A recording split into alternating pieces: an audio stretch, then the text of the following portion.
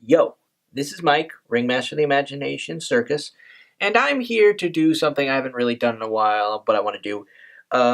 Before I do go into that, though, I would like to point out, in case it wasn't clear in my last, most recent reaction video, I got a green screen, which I think is awesome. I'm very happy to have one, and I can't wait to see what I do with it in the future.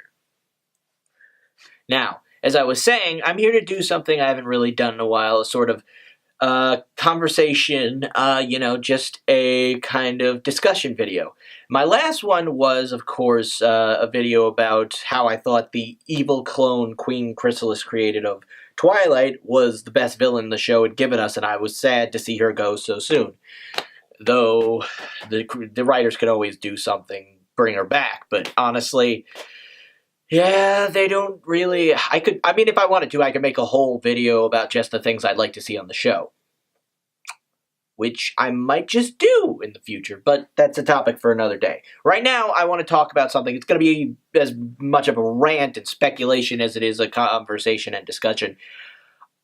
Something I've actually mentioned in a couple of my past videos, something I want to talk about is just how is Prince Blueblood... Lovely rose. You mean this rose?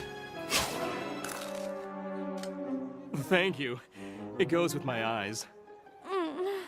related to Celestia and by extension, Luna. Now, some of you might be wondering, why am I talking about a character who hasn't been relevant since Season 1? Well, probably most of all because this is my channel and I can talk about whatever I want. And really just because I've always wanted to talk about this because, and I've only been a part of the fandom for about a year, almost a year and a half or so. And I have to tell you, it irritates me just a bit. More than the character's personality, because we only got so little of the guy, but really, they bring it up. He's apparently Celestia's nephew. And like I said, this is just going to be me speculating on the possibilities of how he's related. But like I said, he's supposedly Celestia's nephew. But how is that the case? So let's get into it, shall we?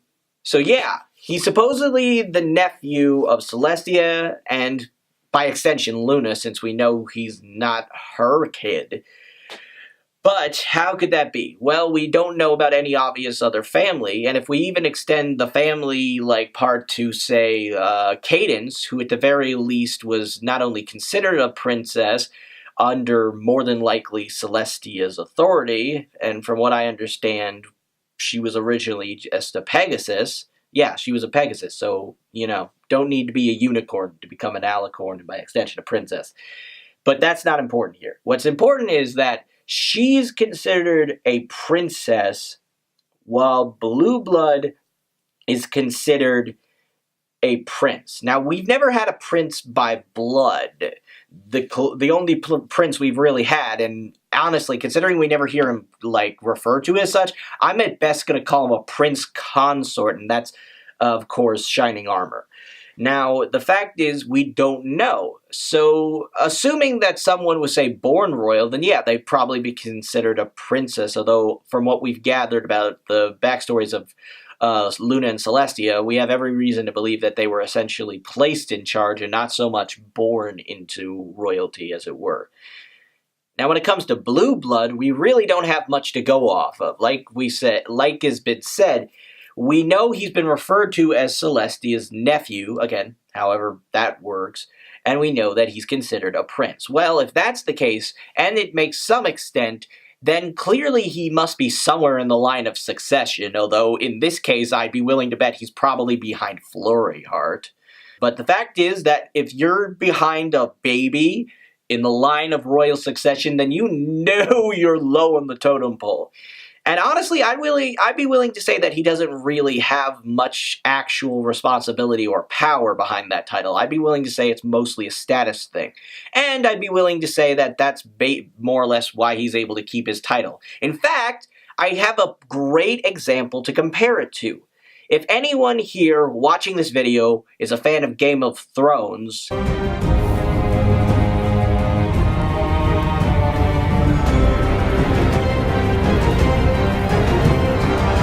and I really wouldn't be surprised if there was some overlap, because these shows have a lot more in common than you would think. I'm not joking. Honestly, I think the biggest difference is ratings. You know, one being Game of Thrones, so tits and dragons, and then we have My Little Pony. I mean, I guess you could still call it tits and dragons. It's not like anybody ever wear. I mean, like, the mayors in this show don't really wear a shirt. Although, to be fair, horse boobs are kind of more low on the body. But you know what? I'm getting off topic, which is really easy for me. But my point is, I'd be willing to compare it to the situation of the Martell family in Game of Thrones. Now, in this case, they were able to keep their titles of princes and princess, which was their ruling titles in their kingdom of Dorne, even though they, eventually married into the Seven Kingdoms. They were the one kingdom that wasn't conquered by, Aegon the First, Aegon the Conqueror, and so they eventually married into they even married into the Targaryen family, and by extension, the whole of the Seven Kingdoms as they became and Westeros. So the fact is that I'd be willing to say that while he has been referred to as her nephew, I'd be willing to say that it's probably, if anything, a distant relation from some unknown relative we never saw from, like, probably before even Luna got banished. And as such, any descendants they had could keep their royal title even though they didn't really have anything going for it.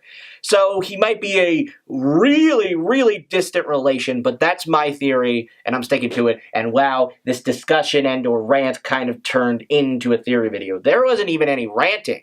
I mean, I was going to rant about how irritating it was that they added something so confusing and it was never explained upon, but really, it just kind of became a discussion that flowed into a theory.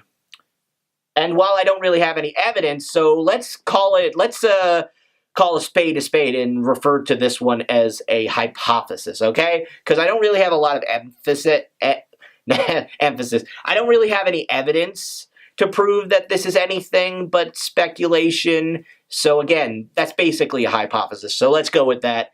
But yeah, that's my theory, whatever. That's my idea about how Blueblood is both a prince and related to the royal sisters and such. And for those of you who might ask about Cadence and her situation, honestly, I think that when she became an alicorn and therefore a princess, I think Celestia probably just adopted her into the family. Again, she's still just the niece at most, but I'm willing to accept it. Of course, that's more headcanon, since in that case, we really have never heard her be referred to as such. But really, I mean, what else can you call her? I mean, because she's definitely family. Seriously, this image in the new intro sequence definitely makes me feel like, yeah, we got pretty much almost the entirety of the royal family right here, at least everybody with an actual title. We've got your high-ruling princess, your slightly lower-tier princess, your slightly more lower-tier princess, slight lower-tier princess offspring, and prince consort. Yeah. Maybe we're better off not having that many princes. I'm kind of actually okay with it now that I pointed that out. But anyway, I hope you all enjoyed this video. I didn't really do much but talk in it, but I hope it was enough to keep you all entertained, or kept you here long enough to hear my conclusion. But anyway, I hope you all enjoyed, and I hope you all come back for more. This is Mike, Ringmaster of the Imagination Circus, and yeah.